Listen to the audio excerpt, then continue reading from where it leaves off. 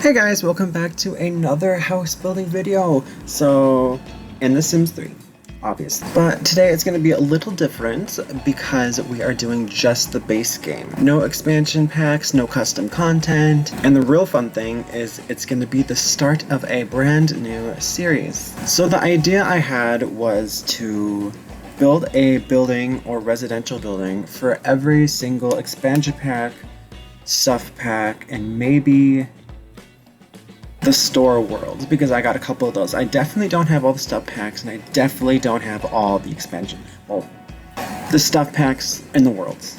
But I think that would be a really fun idea for me, because I got the next week off of work, and I was like, I really want to do something fun with Sims, because I haven't touched this game for like 3 months. And I really want to do something really fun and creative. Now, I know building a building for every expansion pack and like stuff pack and world is not a new concept. Like, I've seen millions of people do it. But I just kind of wanted to do it for like all of them. Like, and have like a playlist dedicated to it.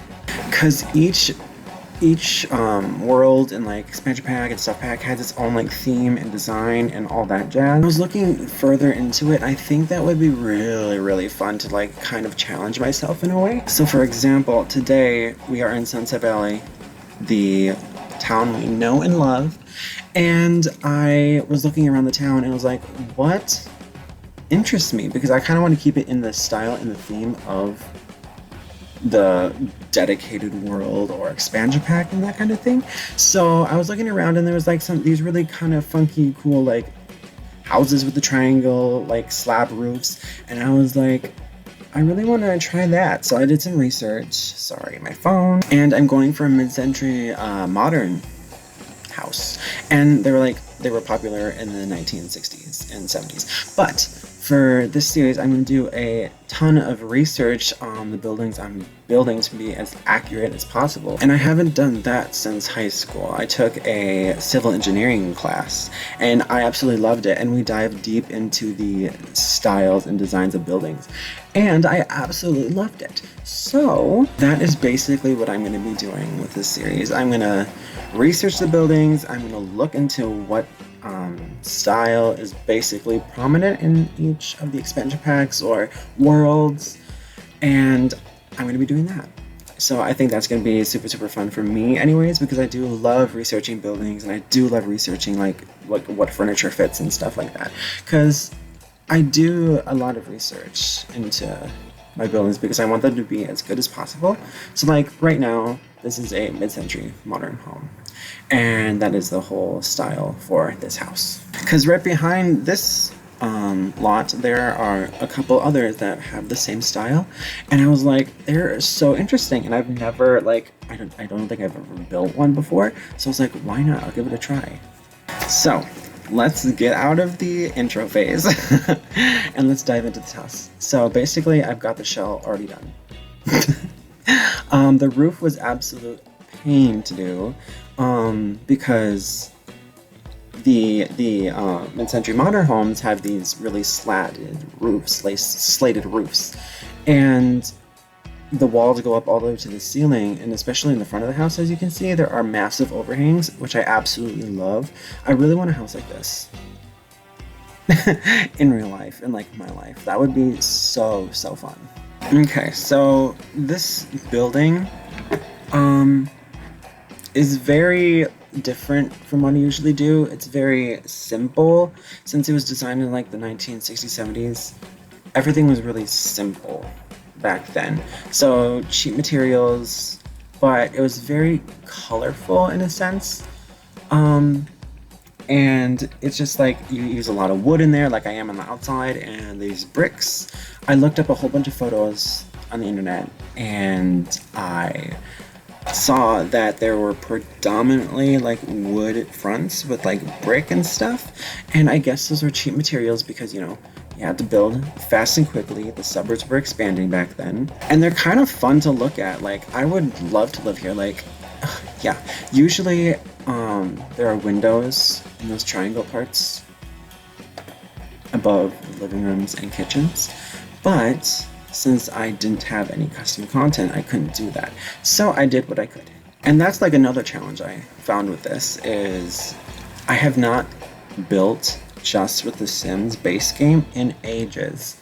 Like, it was such a different experience, like it seriously was. And it's still fun that you can create something really fun and really cool with it. Because, and I've never tried this before, so it's like a whole new experience, and I'm forever gonna remember, like, Mid-Century Modern Homes are connected. It's just the base game. And I thought that this was a perfect house for like this game, Sims 3 Sunset Valley. I think it like really screams Sunset Valley. I really do.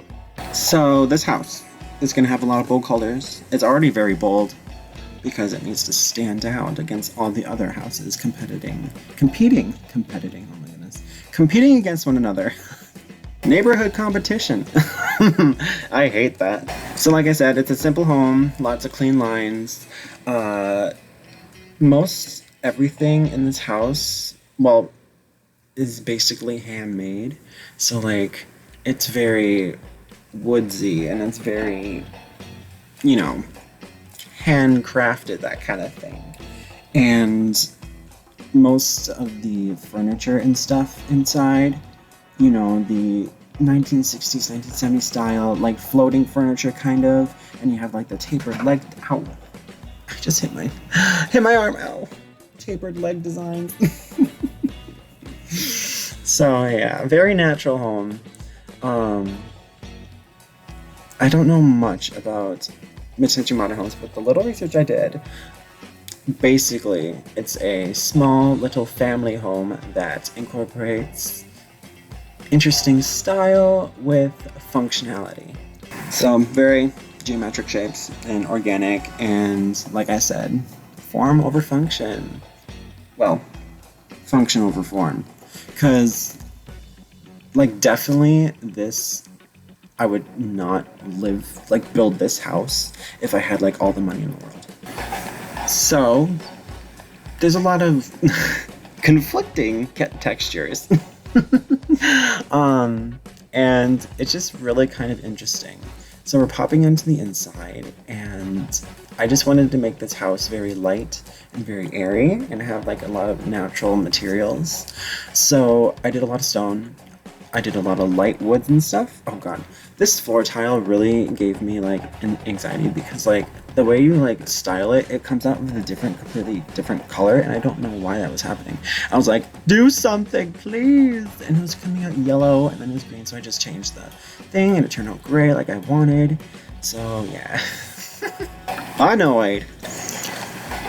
So yeah, now we're doing the flooring and the walls, and then now we're getting to the furniture. Now this is where the difficult part was because I didn't have any custom content. And if I did, this house would look absolutely perfect and it would have an overall concept and design. Sorry, the highway is right next to my house and a truck just drove by.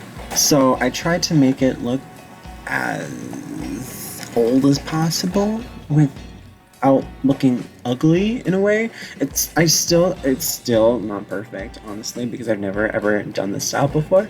So yeah, I really try to keep it square, and I really try to keep it geometric and have nice light airy woods and like colors, and like I don't know, I just tried to keep it all into the like idea and style, and I think it really comes out nice. So yeah, I did quite a bit of research on these buildings, and so I don't know, I feel like it turns out well, and I feel like I did a good job. And for every single building I'm going to do in the future is going to be the same way, because a lot of them, some of them are going to be my comfort zone, like the next one. I'm in World Adventures, which I think is amazing. And I'm in Egypt. I'm doing a building in Egypt, and I'm doing a very modern, very sandstone kind of style thing. It's based off a house in Giza. I searched it up, and it was really fun. But enough about that. You'll hear that all in the next video. So now we're doing the kitchen. And I wanted to do, like, you know, those wacky countertops, like plastic countertops and wood. So I feel like I did that. I get that idea across. And I always have the cabinets a different color as the base cabinets to give more wackiness. So those are white, but the others are going to be the same woods as the base cabinets, which is totally fine. And I think it turns out really nice. Like, conflicting materials again. So now we are doing an island, putting in some stools.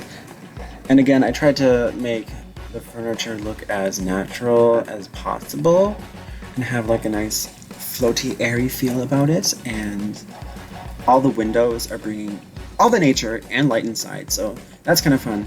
Not a lot of light fixtures were needed, so that was kind of really fun. Even in the modern houses, a lot of the windows don't really bring in that much light. But this house really has a lot of natural light, and I really, really like it. And this is, oh my god. This building has a lot of vaulted ceilings, and the wall the kitchen's on, the L one right there, is actually not connected to the ceiling.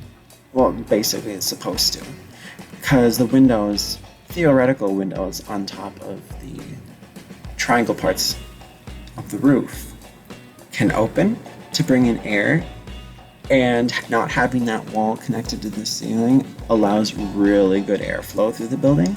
So I think that is really, really, really kind of cool. And I don't know, this house just seems like someplace like I would really love to live. Like, yeah. So I tried to put the older style into the walls and the floors, but the furniture I really tried to give more of a more updated kind of look, as you can see in the bed and like the light fixtures and that kind of stuff. And the bathroom, I just completely disregarded everything and did a nice modern bathroom. Because, you know, you are living in 2020 and you need a nice house. So, yeah, unfortunately, 2020 isn't that great, but whatever. So, yeah, we're almost near the end, and these buildings I'm doing walkthroughs instead of screenshots because I think that's kind of fun.